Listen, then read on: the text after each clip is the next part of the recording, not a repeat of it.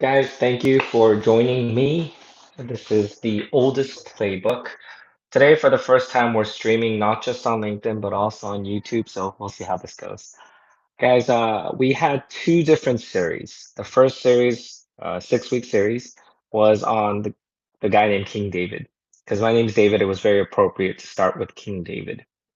Second series, another 6 week series was on Moses, and I'm surprised how well that went.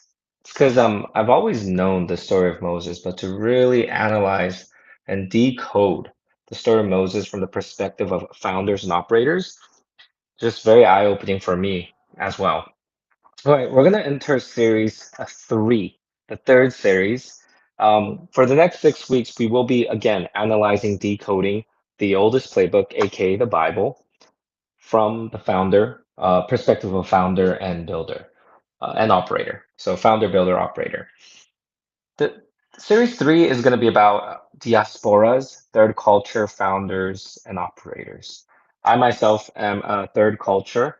A third culture means there's first culture, which you can call your motherland culture. So for me, that's Korean. And then there's the second culture, which is the culture that I'm born in. That's like my culture, not the culture of my ancestors, but the culture that I consider mine, which is American. Third culture is the third space between the two cultures, and it is my unique space and my identity. Now, third culture doesn't just apply, ladies and gentlemen, to uh, nations or race or ethnicity. It could apply, as I say, to industry. So maybe you're in tech and art, fashion, and the two combined creates a third culture. So for the next 6 weeks, we will be analyzing some biblical characters from a who are all third culture. Okay. All right. Today we'll launch off with a gentleman. His name's Joseph. There is a moment in the story where a man is standing in a palace in Egypt, and in front of him are 10 foreigners who have come begging for food. They don't recognize him, so they start talking about him to each other in their own language right in front of him because they assume, reasonably, they assume that the second most powerful man in Egypt does not speak Hebrew. But he does. They're his brothers. He has been listening to every single word, and the text says it so quietly that it could be missed. It says that they did not know that Joseph understood them, for there was an interpreter between them. Fluent in a language he was not born into, unreadable to the people who were. If that sentence describes a room you have been in, a dinner table, a board meeting, a customs line, an entire country, then I think this story belongs to you a lot more than it belongs to most of the people who tell it. Also, at that moment in this story, this guy, his name is not Joseph, okay? Joseph had another name, and we'll get there in a bit. Let's go backwards a little bit, okay? The oldest playbook, ladies and gentlemen, once again, is us looking at the Bible and decoding it from the perspective of founder, builder, and operator. So in the story that we're covering today, Joseph is 17. Okay, that's where we begin. He's 17. And what I want to say something about Joseph, that's he's over romanticized, but I'm going to use one word to describe him. That one word is he's insufferable. This guy's kind of annoying, right? We've sanitized this man. We put him in musicals. We read about him. Ben Affleck plays his voice in Joseph the Dreamer. But there's more to this guy, and that more is that he is annoying and insufferable. His father Jacob has 12 sons and decides to have a favorite. And he handles this with all the subtlety of a man buying a kid a car, okay, a sports car, a red sports car. He gives Joseph a coat, okay, an ornate, expensive, absolutely not meant for manual labor coat. And Joseph wears it around his brothers, who are what? Working manual labor. And then Joseph has a dream that his entire family are bowing down to him. And he doesn't keep it to himself. Joseph tells everybody about it. And that goes poorly, right? So then he has a second dream, and this time the content it's like bigger budget, right? There's the sun, the moon, and 11 stars, everybody bowing down to him. Clearly, the sun represents his dad, moon his mother, 11 stars his brothers, and he tells this one too to everybody, to his family. And you think one would have been enough, right? You think that somewhere in there is a learning moment for Joseph, but nope. Joseph is insufferable. He's annoying. He just keeps telling, bragging about just stories to his brothers and his father. But here's what makes this interesting, and it's the first thing most people get wrong about Joseph. The dreams were true. They were all true. The story never takes them back. 20 odd years later, they actually do bow down to him, his brother, his father. And so he was right. He was right, and it nearly kills him. Because being right is not the same thing as being ready, right? Vision of without trust doesn't land as vision. It lands as contempt. And every one of you who has ever been the smartest person in a room and made absolutely sure that everyone knows about it, you know how that ends. It's not good, right? What happens to Joseph is that they throw him into a pit. They discuss killing him. They settle on what? Just selling him, human trafficking, and they think that's the merciful option. Um, they think it's a compromise. And then he's gone. So Joseph is 17 when the story opens. He's 30 when he finally stands in front of Pharaoh. And that's 13 years. 13 years go by. What happens? Here's what he does with those 13 years. And this is the part that matters for anyone here who builds things for a living. And I think that's most of you here who are listening to this. Joseph gets sold into a house and he ends up running that house. He gets thrown into prison and he ends up running the prison. Same instinct both times, right? He kept building systems and rooms he did not own. These weren't his domain or dominion, these weren't his company, but he always kept improving it, right? And here comes the worst part. In prison, he correctly reads a fellow inmate's dream. Good news, the guy is getting released. That's how he reads and interprets the dream. And Joseph asks him for exactly one thing. He says, when you get out, remember me. The man gets out. Does the man remember Joseph? Nope, he forgets about him. And the very next line of the story, it says, after 2 whole years. 2 years, guys, 2 years. I'm sure most of you are familiar with the story of Joseph, so I'm really just jumping around a little bit here. But Joseph, after he gets sold into slavery by his brothers, ends up in prison later because the household that he was serving, he gets framed by the wife of the owner of the house because the wife, has a thing for him. And Joseph refuses her advances and gets thrown into prison. And so I'm talking about the time he's in prison.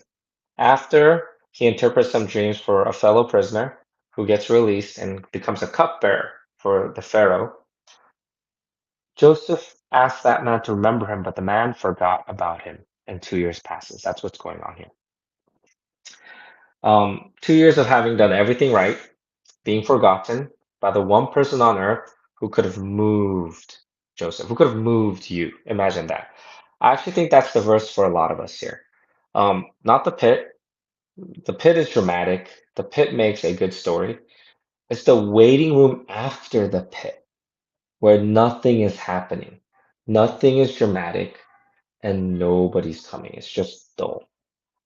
The distance between deserving it and getting it, right? Deserving it and getting it. That's where almost everybody quits. That's where we all quit. So the 2 years of inaction, I think that matters a lot. Okay, but then one morning, Pharaoh has a bad dream and nobody can interpret it. And that's when the cupbearer, that fellow prisoner that was with Joseph, remembers Joseph, tells the Pharaoh about him. And so Joseph shows up in front of the Pharaoh. He shaves, he changes his clothes, and you got to love this because even after 13 years of hell, Joseph knows, not to show up in Pharaoh like this. He decides to upgrade himself. It's the ancient Near East equivalent of buying a blazer or a suit at the lobby. That's what Joseph does, right? He shows up for another pharaoh, and the entire assignment was interpret the dream, right? And he does. The pharaoh describes a dream of seven fat cows, seven starving ones, and Joseph interprets that 7 years of what abundance, followed by 7 years of famine. And Joseph's job was that, just to interpret it, and it should have stopped there. But no, he keeps talking. Um, Find a discerning man, put him in charge of the land. Take a fifth of the harvest every year for the 7 years of abundance. Stockpile it and save it and build it now. Start now. While everybody is so comfortable, we got to start executing this now. So he is invited before the Pharaoh to interpret a dream, but he walks out with a job description. And I can't stress this enough. It's amazing what he does.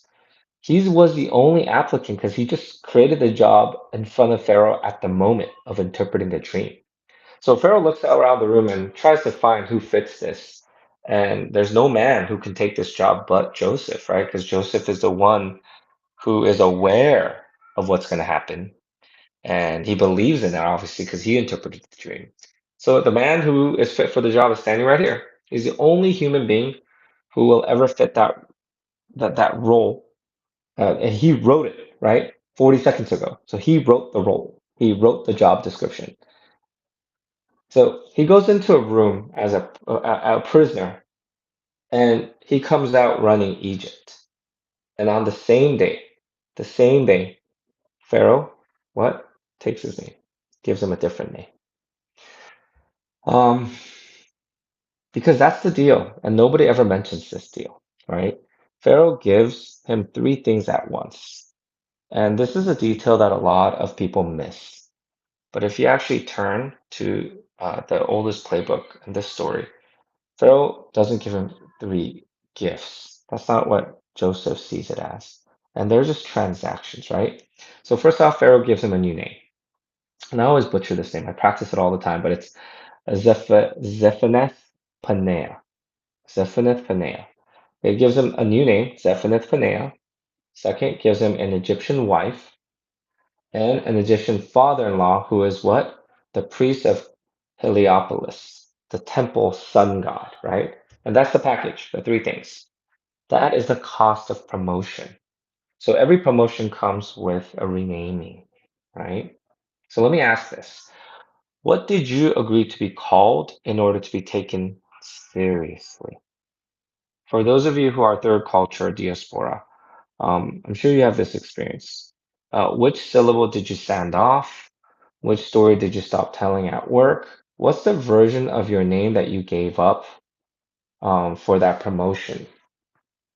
I'm gonna have to share a little story here because my last name, YI, is actually pronounced E. So it's David E. But YI is like Yi or Yai to most people who don't know.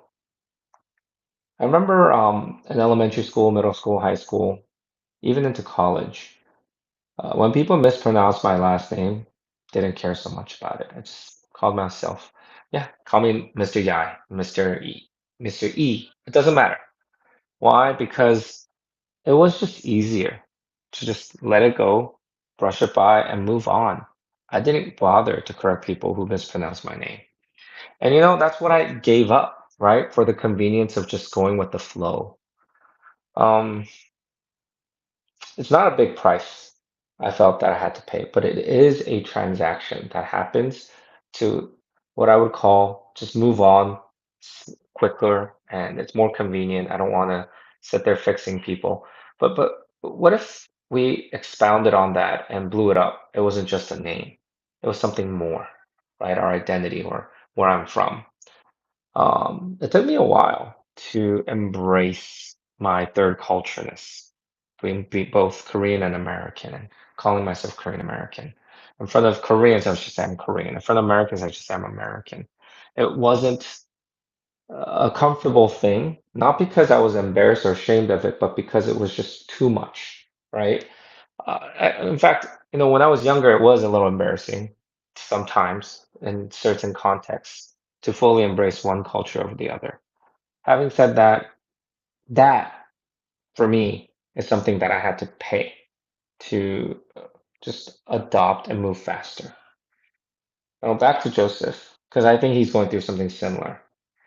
Now he thrives, he has a signet ring, chariots, he's second in the entire chain of commands in Egypt. And he's about to keep the entire known world alive through the 7 years of abundance and famine. By every single metric, anybody in the room that sees this, they'd say, wow, Joseph won. Joseph made it. And somewhere in the middle of all that, Joseph has two sons. And here's what's interesting. Hey, what's interesting is what he names his sons. The first one he called Manasseh because he says, God has made me forget all my hardship and all my father's house. So he names his first son forgetting. That's literally what the definition of Manasseh is, forgetting. I don't know what to do with that. I honestly don't. And I don't think the story knows what to do with it either. It just reports it and moves on. Is that healing or is it amputation? What was going on in Joseph's heart and mind? Is that a man who's been set free from his past? Or a man who's quietly concluded that the only way to survive here is to stop being from there? So he names his son Forgetting. He's forgetting. Because watch what happens later. The brothers show up. He clears every Egyptian out of the room so he can finally tell his brothers who he is. And then he weeps so loudly that the people outside the room hear him anyways. The whole palace hears it, right? So whatever forget means or forgetting meant, it did not mean the thing was gone. It wasn't completely forgotten from Joseph. It was there the entire time at full volume behind the door, right? Okay, and then there's his second son. Joseph had two sons. There was Manasseh, which meant forgetting, and then he calls his second son Ephraim, Ephraim, because he says, God has made me fruitful in the land of my affliction. And so it's not fruitful instead of afflicted. It's not fruitful after the affliction finally ended. It's fruitful in the land of affliction, fruitful in the land of it. The affliction has not been the obstacle, it was the address, right? Affliction was just where he lived. It's him. Now, obviously, imagine this happening at school. It's like, here's my son forgetting, and here's my son fruitful in the land of my affliction. These are very two bad names, right, to give your children. Um, but if you were a child of people who arrive from another country, sometimes we adopt different names. So my name is David, and I'm proud of that name. That is my name, David. I have friends, however, who decided not to adopt an American name. They keep their mother name, right, motherland name. And for them, I suppose the name can sound funny. There are some names that sound funny, right? Uh, and some names work more naturally, but when a name from another country is told in English and sounds funny, I imagine that's what Manasseh and Ephraim went through, right? Because Manasseh and Ephraim, although Egyptian, literally, if it meant forgetting, and the other name meant, fruitful in the land of my affliction, I'm sure it caused a little frown and a little scratching of heads. And I'm sure that's how a lot of third culture, diaspora type people feel in a foreign land, right? But even if you're not, just understand that most of us are raising both of these type of children. When you're a builder and you're a founder, there are things about forgetting and there are things about affliction that is very dear and close to us. Okay, and let me move on. And this is where the story gets usually ends with people, right? This is when they stop. Immigrant kid makes good, names his sons, whatever he names him, credits God, credits roll, and the end. That's the end of the story. But that wasn't the end of Joseph's story. There's a chapter further on that I somehow managed not to read about 30 years. Okay. The famine arrives exactly as predicted, and Joseph, who has all the grain, begins to sell it. First to people for money, and then he sells it for their livestock. And once livestock runs out, they come back a third time. These people come and they say to him, buy us and our land for food, and we and our land will be servants to the Pharaoh. And the text says Joseph bought all the land of Egypt for Pharaoh. So Joseph single-handedly made Pharaoh the most powerful man in Egypt. And other people, what? For food? Because food, without food, they die, became servants forever. And he makes it permanent. A fifth of everything which he saved for 7 years was enough to basically make Pharaoh buy everything, right? And there's one group that was exempt from this. It was the priests. And that's interesting to note, right? And here's another thing that's more interesting for me. And generations later, on the first page of the next book in Genesis, there's one sentence that is very sobering. It says, now there arose a new king over Egypt, a new Pharaoh, who did not know Joseph. And within 3 verses, the king has Joseph's own descendants as what? Slaves. And then, we hear the story of Moses, right? That's what happens. Now, I want you to be honest, okay? Because this is exactly the point where I can cheat you. I can just kind of brush it by. The Bible never actually says that the new Pharaoh used Joseph's machinery to do this. Okay, that connection is just me showing you, right? The man who centralized all the power in Egypt in order to save lives is the same man whose great grandchildren were crushed by the centralized power of Egypt. So Joseph built the very thing, and he did it with good reason, that ends up what? Saving the civilization, but it also outlives him and crushes his own people. And it's one of the most contrarian things I can say to a room full of founders and builders. So let me say it plainly, okay? Everything you're building will one day be held by somebody who does not know you, especially if you're building um, to outlast you. Whether your company ends up IPOing or not, but generations of folks succeed you, they inherit what you built and continue to operate your business. Thing is, 3 or 4 generations later, they will not know who you are. So the question is not only, is this good? Is this a good thing, right? You're not someone who's indispensable, right? There's always going to be a new king. We don't live forever. And the question is this still good when a worse person comes over and takes over what you have? Is that a good thing? And how do you prevent that? Something that I stay up thinking about a lot lately, right? There are other alternatives to the model that seems to make headlines, right? Especially when we hear about SpaceX and Elon Musk being a trillionaire now, and suddenly everyone thinks, wow, that's how things should be done. But a recent newsletter I wrote on Dear Founders, we talked about another model, right? There are many other models, but another model to think about, guys, is instead of building a company to become a unicorn, what if you built a company so that it would last 200 plus years, right? So there are 56 companies in the entire world that are 200 plus years old, and they are all family owned to this very day. Only 56. You know what's funny? None of those 56 are in the United States, none are in China, none are in India. You know, the unicorn status is dominated by the US, like 300 or plus so unicorns, then China, and then India, and the rest of the world is maybe several dozen. That's it. The United States have over 380 unicorns.